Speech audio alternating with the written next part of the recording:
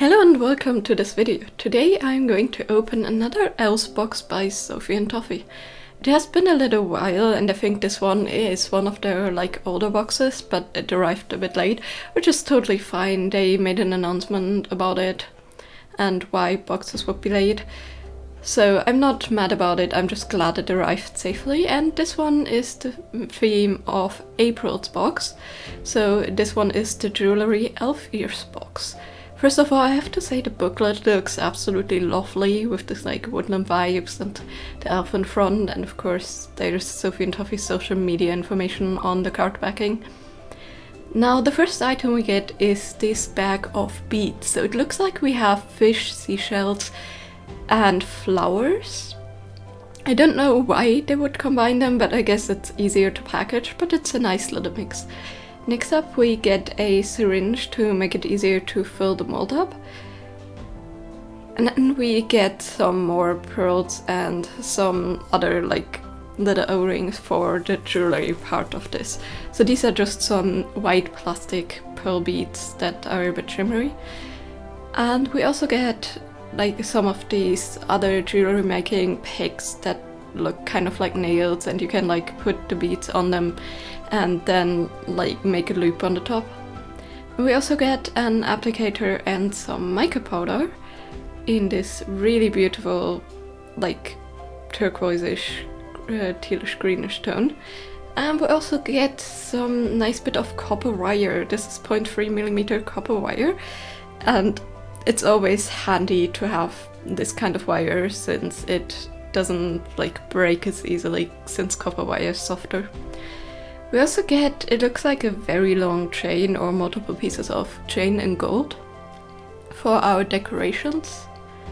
And this bag is pretty hefty. I just don't know if it's separate chains or one long one. And we got some 1:1 ratio epoxy resin from them. It's also nice to see that we get some needle nose pliers with some actual wire cutters inside. That means that we can easily bend the jewelry wires and stuff and cut the copper wires for this project. So it's really handy for people that don't have this tool available. And we also get some more of these bead wire things. These ones have the loop on top. And lastly, of course, we have our mold. So these are two versions. There's the elf ear version with the pointed tip and just a more normal version with a lot of loops that you can decorate. But of course, as always, let's have a look inside of the booklet and see if we got everything and what the instructions say. So we got everything listed in here, and apparently the pigment is an iridescent one. I think because of the blue coloring it doesn't actually show that much. But I noticed that beforehand too with some other lighter colors that just don't show the color shift iridescent effect that much, because I couldn't really tell that it was supposed to be a color shift iridescent pigment at all. It looked a bit more like a normal mica powder. But I guess that's just really dependent on which colors it should shift between, and maybe if they're a bit too close it's not as noticeable. So the instructions again are pretty nicely detailed. It shows you how to mix the resin and stuff, and if you didn't get this booklet, feel free to pause. And then it also goes into details on some extra materials that you can use and how to actually fill the mold with the syringe. Of course, with these kind of syringes, even if they're flat nose, you always want to be careful to not poke through the mold or injure yourself. So it's nice to see that they have some tips and tricks. Then they show how to actually pin and form the ears if they're not to your size. And they also show or at least hint on showing how you can decorate them. As for the ones that are not elf ears, they show a way to loop the wire around to make the backing a bit sturdier. I guess maybe to make them sit a bit better around the ear.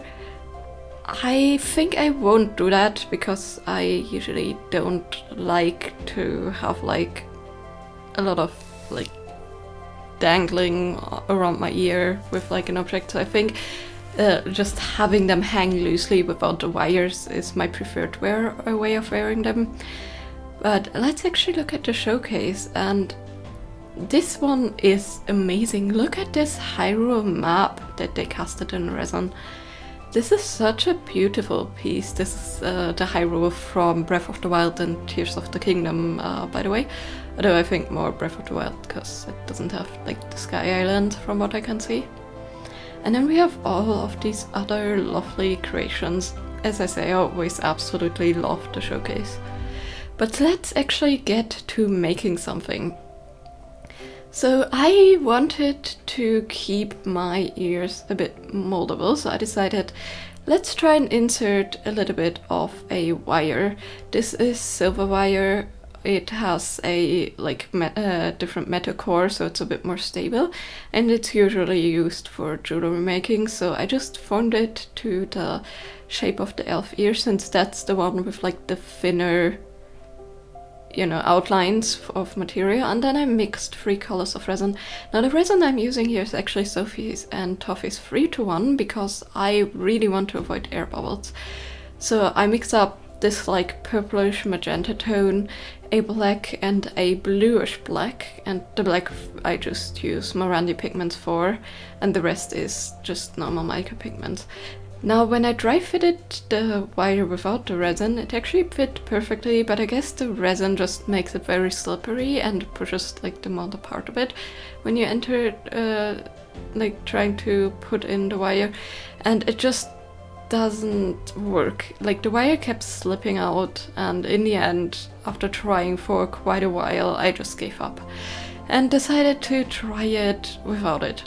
I really hope the mold is like deep enough to actually make a sturdy piece, because it would be a shame if you make a piece that has this thin of an outline and it just would break instantly when you wear it for a few hours. So I really hope they compensated for that in the depth. So after I took out the wire, I decided to go in with this purple on top and trying to make a little gradient and just filling up the black. And I'm angling my syringe a little bit here to give the resin a chance to actually get out of the syringe, because you can actually, you know, plug up the front syringe part when you hold it like straight into the mold, and then the resin will not flow out as evenly and it might create gaps and air bubbles, so like holding it at a little angle always helps. So I choose the blue-black for the one with the rings and then the elf ears with the gradient. The elf ears did have a little nick on top where it broke when I unmolded it, but I just fixed it with some super glue and it's hardly noticeable. Now one thing I wanted to do first is, while it's still soft, I trimmed off the top ring, because I have no need for that since I'm not planning on using like the backing wire technique they showed. And then I just strung up some beads to make a little flower charm for the bottom. And I wanted to attach all of the chains with the rings they supplied, and I immediately noticed the jewelry rings are way too small for that. Like you can attach the chains to each other, but you can never, with the thickness of the pour, actually attach the other stuff properly, which I think is a shame. Sadly, the rings I had were also barely too small. I could still use them in some parts though, and like having them open on one side a little bit.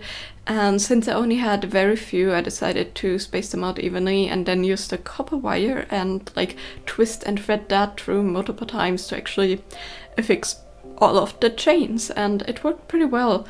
It's not too obvious, but I would have definitely, I think, preferred the flowiness and look of having the fitting rings, but all rings that would fit and that I have are silver, and I think that just would look way too like obvious if I would use them.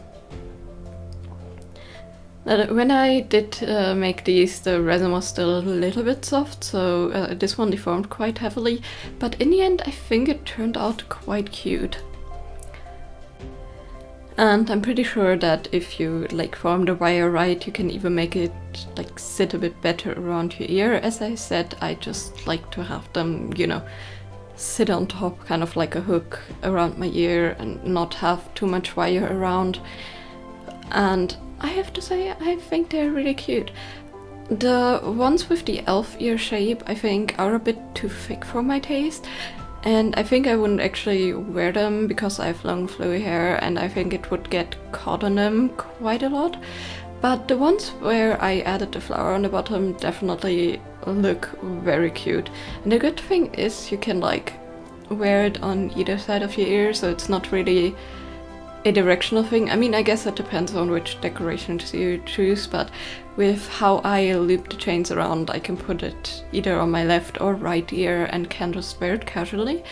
And I think it's a great option if you don't actually have pierced ears or don't want to, you know, pierce ears and still have a nice bit of decoration.